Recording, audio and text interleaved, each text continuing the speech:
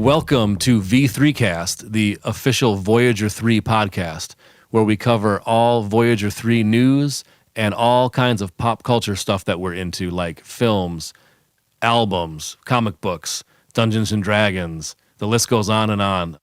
So I'm going to introduce the band. We have on drums, Greg Maston. On guitars, Aaron Green. And my name is Steve Green. I play all the synthesizers, keyboards, and electronic blips and bloops. Okay, so to bring everybody up to speed on what Voyager 3 have been up to, we just played our first concert. And how long, Aaron? A year and a half.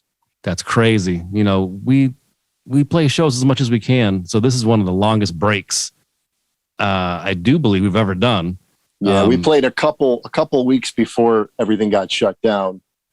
That was in Hamtramck at the Music Fest, but we were scheduled to play Royal Oak Toronto. at the bowling place. Bolero, for sure. And then the next night, I think we were going to play in Toronto, and we realized, we saw which way the wind was blowing, and we said, if we go to Toronto, we're not going to be able to get back into the country. And so we had to cancel it. The next day, everything was canceled anyway around the world. So the choice was taken out of our hands anyway. So that was our last show back in late February, I think, of 20. Yeah. And then we finally got back on stage year and a half later at St. Andrew's Hall. Yes, what a place to return to the stage. First of all, I know I can speak for all of us when I say that's the best venue to see a show and play a show in the country. Yeah, the best ever. The show that we played was Twisted's Fright Fest. It's an annual Devil's Night bash that they've been doing for quite some time. And they were kind enough to invite Voyager 3 to open the night up. And we did just that. It was great. Our good buddy, Dave Misveth, was there at front of house. He's done our sound quite a few times around town, mainly St. Andrews and Smalls, when we play Smalls in Hamtramck. Excellent sound, man. So we were in good hands. We were setting up, and there's the monitors guy who stands over to stage left, and there's Dave who runs the house sound. And Dave was getting the mic set up, and they were both working together. And Dave goes, "We're going to put two mics on his Marshall, my guitar cabinet, and we're going to do that." And then the monitors guy goes, "Two mics. He really likes you guys." He doesn't give two mics to everybody's guitar cabinet. Trust me. That's right. Not everybody gets the two mic treatment. Nope. The stage sound was impeccable that night. And I can sort of tell that front of house was off the chain too, because every time I hit some of those low synth notes, my feet shook on the floor. So I know that's everything's correct when that happens. It should be like rattling your soul. Let's tell them how great Twisted is and how great the show they put on is, and how they really looked out for us. Go ahead, Steve.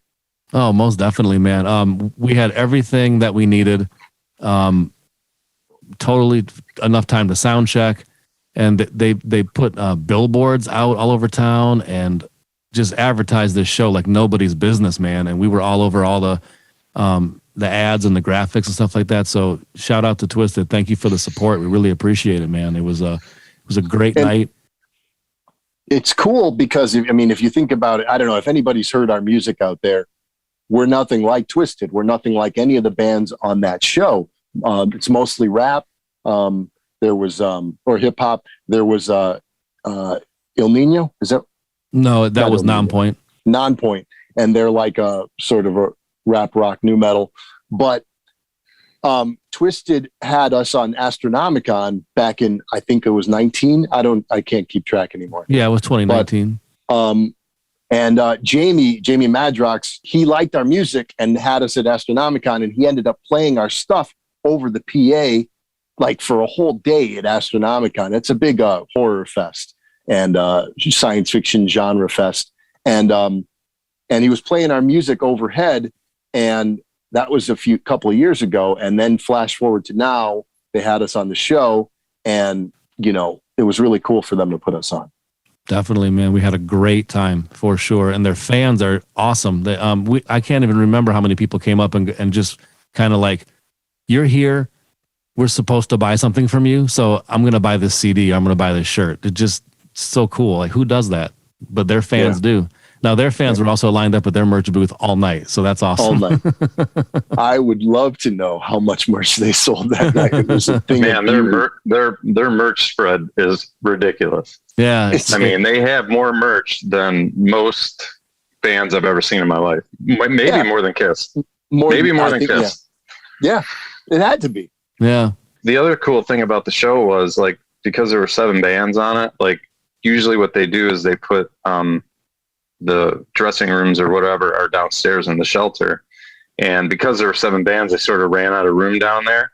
So they put us up in the VIP room, which to me was even better because we were up in the VIP room. There was a bar up there that was sort of like for us to use almost exclusively. And then, like, for those old school people, the VIP room is the old Burns room. It's been totally remodeled and it looks like baller status. It's like there's velvet couches and nice curtains and everything like that is really top notch. So that was our kind of green room, and it was great, man. So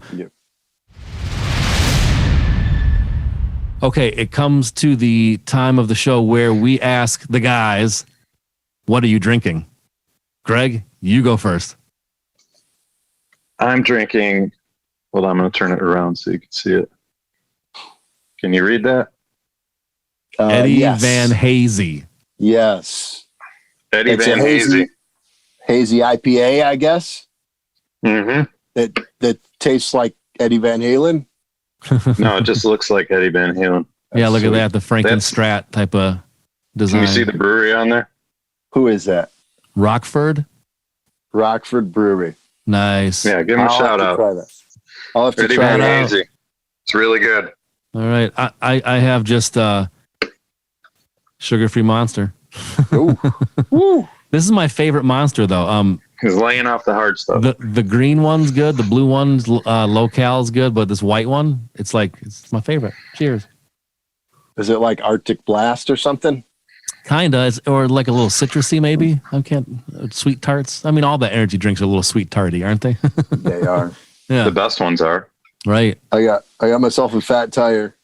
Fat Tire. We got that when we were on tour in 2019, right? In one of the hotels. Wasn't that one of the beers of choice?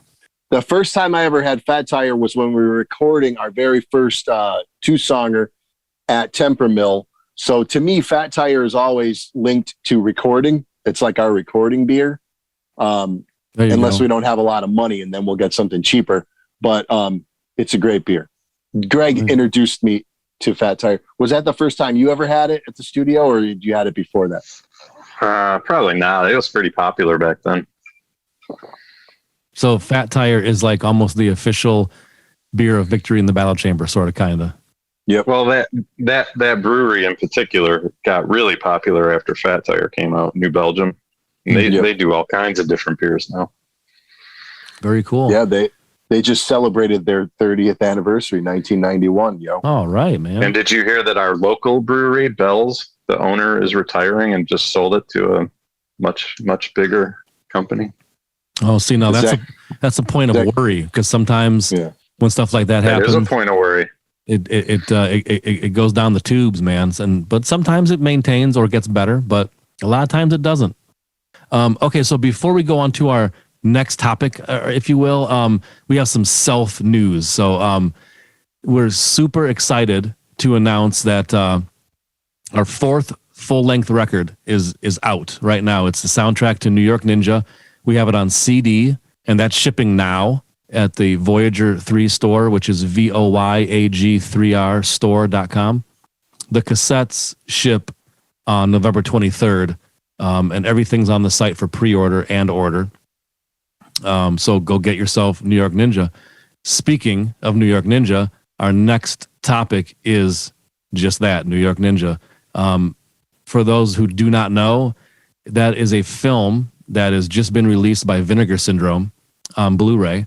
It's a ninja film that was filmed in 1984, written, directed, and starring John Liu, who is a Taiwanese martial arts star from the kind of late 60s all the way through the 70s.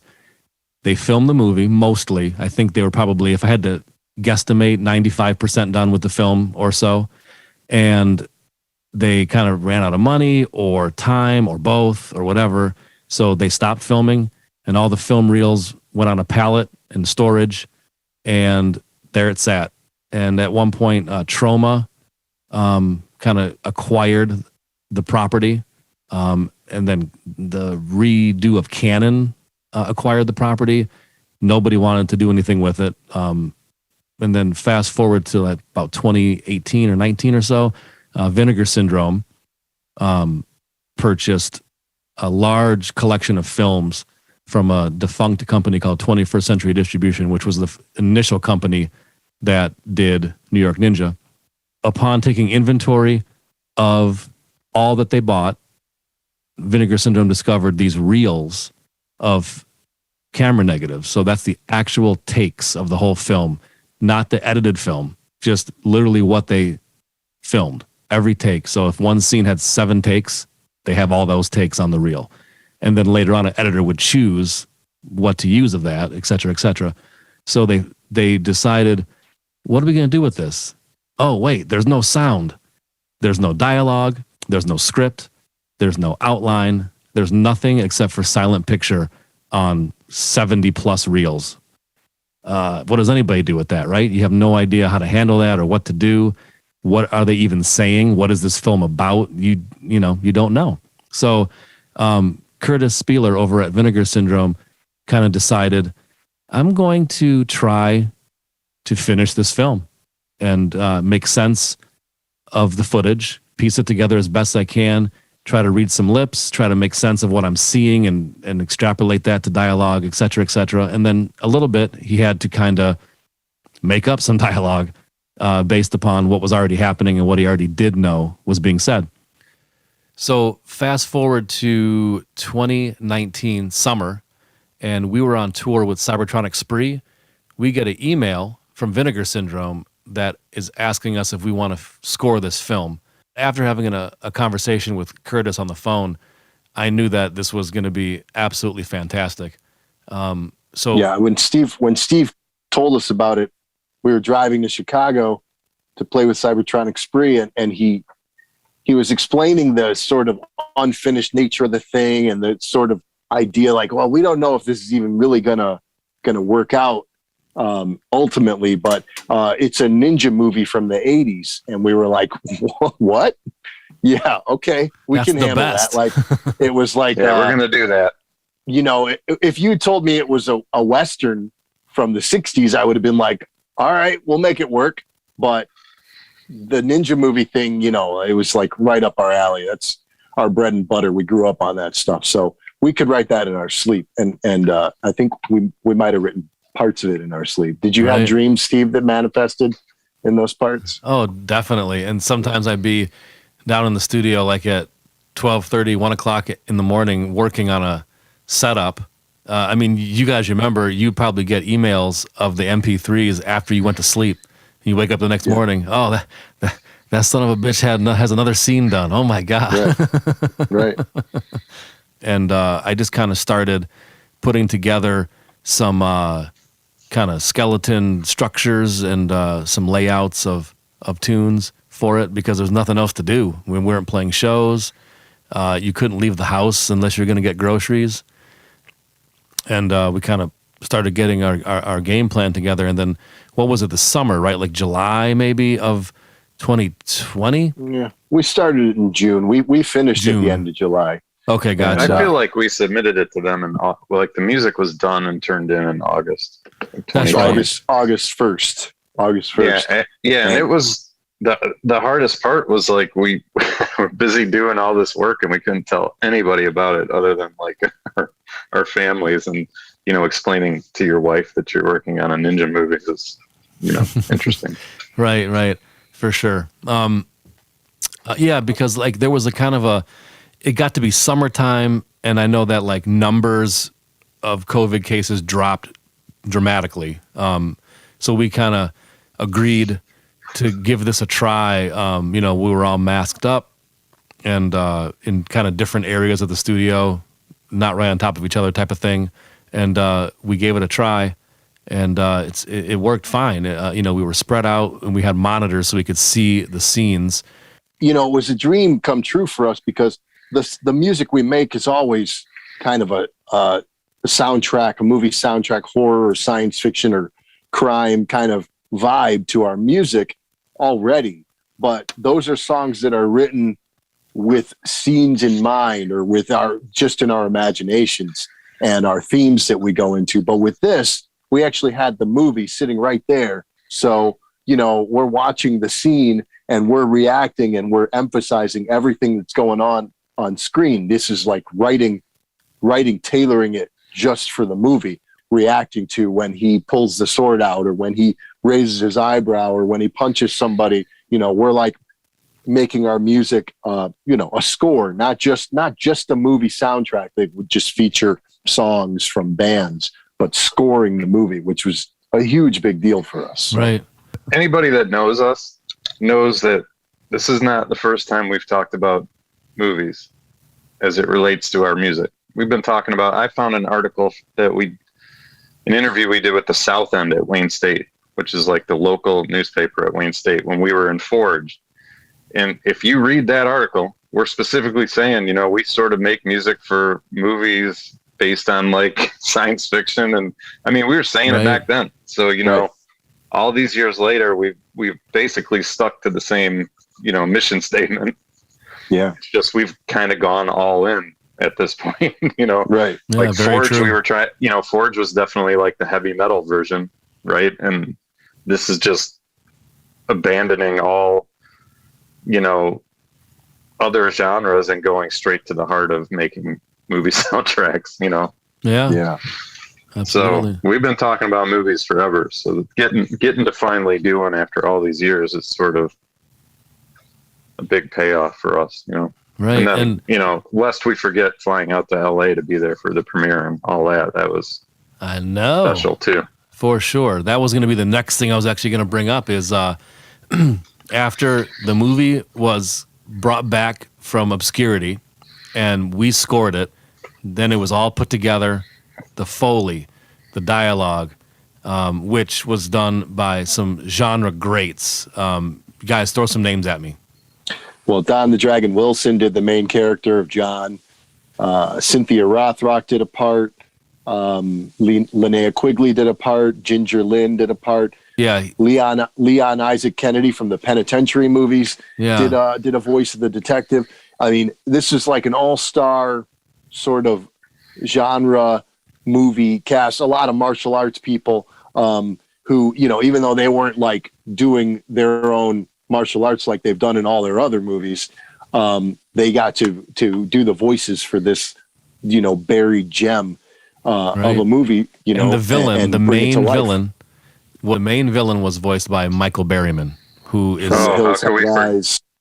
Yeah, One Flew Over the Cuckoo's Nest, by the way. No, yeah, that's right. Yep, I just recently remembered that. A lot of people overlooked that one with him. Yeah. And here's another obscure one: the principal in the Smoking in the Boys' Room video by Motley Crue.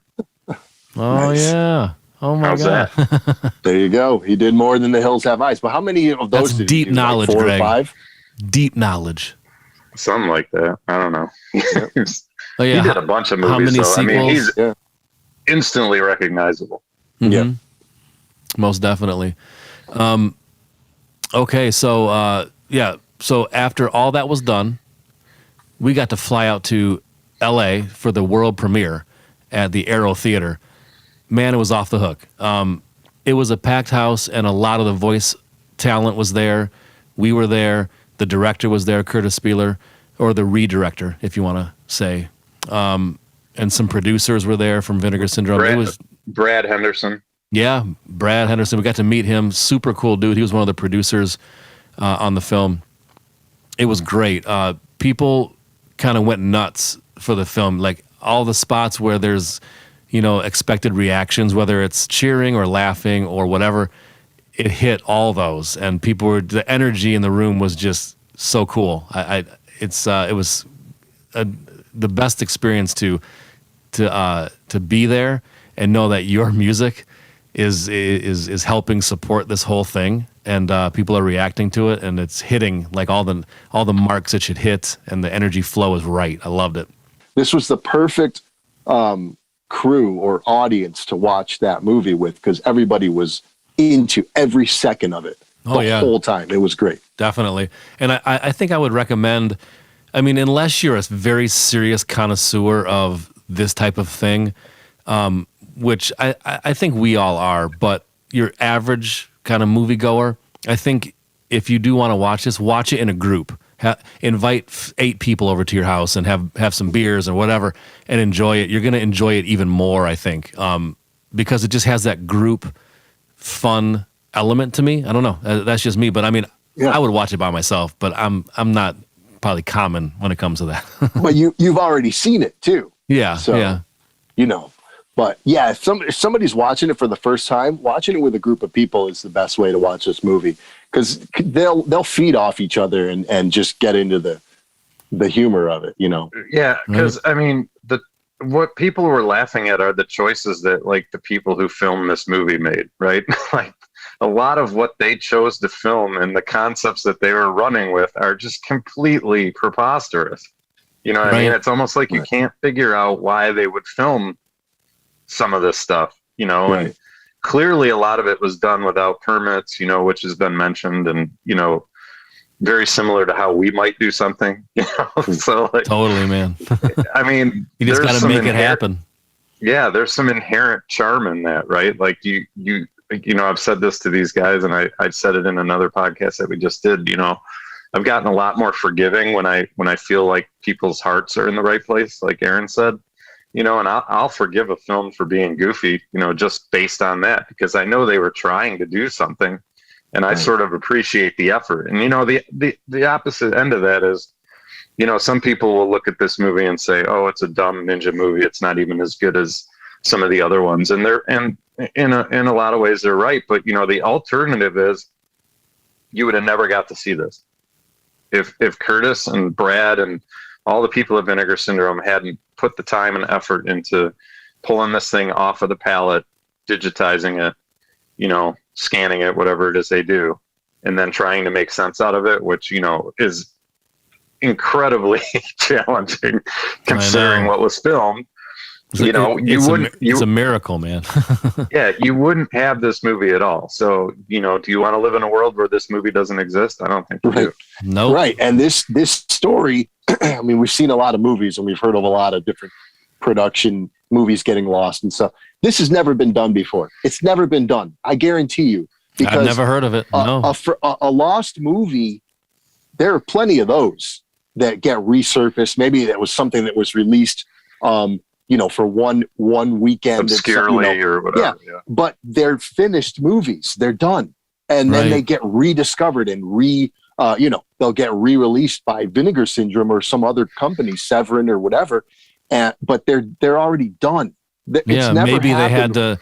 Maybe the original master was lost, so they had to take like a theatrical print to go from or something like that. So it might not be as crisp, but it's still a finished film that had everything done, the original story intact, the original score intact, you know, all that stuff. It's done. So I love when he told that story at the premiere, and he's like, you know, so the logical thing to do was just to go off the clapboard. So I took the clapboards and put those in order, and then I watched it. It made no goddamn sense. Yeah.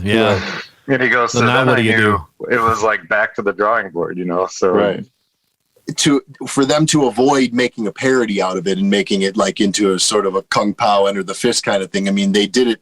They did it with as much respect and took it as seriously as they could. And then you add our music, and we took it very seriously. So this has never been done before, to take a movie that was completely dead and resurrect it and finish it. You know, if they ever do anything else like this with any other movie, hopefully they'll give us a call too. That's right. We are up to the challenge every time. Yep. So we are out of time for our episode number 1 of V3 Cast. So we just want to make sure that we let everybody know New York Ninja is out right now on Blu-ray. Vinegar Syndrome vinegarsyndrome.com has it for sale. And believe it or not, they are having some limited theatrical runs at like art house theaters and some film festivals. So check either Voyager3.com or vinegarsyndrome.com for when they're going to be playing, and catch it in the theater. It's really cool to see it with a group of people who are kind of like-minded. We should mention this thing was shot on 35 millimeter. It's no joke. Like the scan that they did of this movie is beautiful. It's flawless. It looks so good you can't believe it was shot in '84. Yeah, I mean, it must have been stored really well because I mean it was the actual camera negative. Clean. Yeah, it's super clean. So all the more reason to see it in the theater. Yeah, and some of the theaters that are going to be playing it actually are playing a 35 millimeter print. They created a 35 millimeter print of the film, and that's going to be circulating. So just keep your eyes out for when it's playing.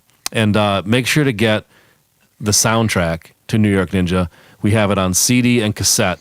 The CDs are out now and shipping, and the cassettes ship on the 23rd because they are in transit to us right now from the manufacturer. So that's Voyager3.com, Voyag3r.com is our official site. And our store is Voyag3rstore.com. And visit vinegarsyndrome.com to get the Blu-ray. And we will see you next time on V3Cast.